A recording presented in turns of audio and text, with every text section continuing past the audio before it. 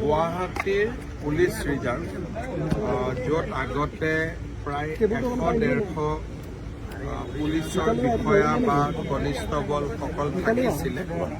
এই গোটেই প্ৰকল্পটো আমি এটা ৰিডেভেলপমেণ্ট কৰি আছিলোঁ 600 কোটি টকা ব্যয় কৰি। ইয়াতে প্ৰায় 600 পুলিচৰ ইন্সপেক্টৰ, সাব ইন্সপেক্টৰ আৰু জোৱান থাকিব পাৰিব।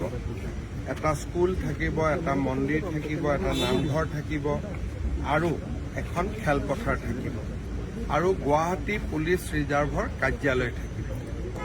এই প্ৰজেক্টটোৰে অংশ হিচাপে পাণবজাৰত আমি 42 গৰাকী পুলিচ বিষয়া থাকিব পৰা অফিচাৰ মেছো আমি তাতে বনাই আছো।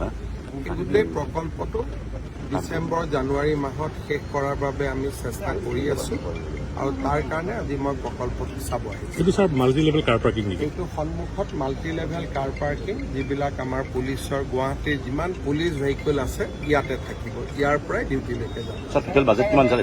606 কোটি টকা।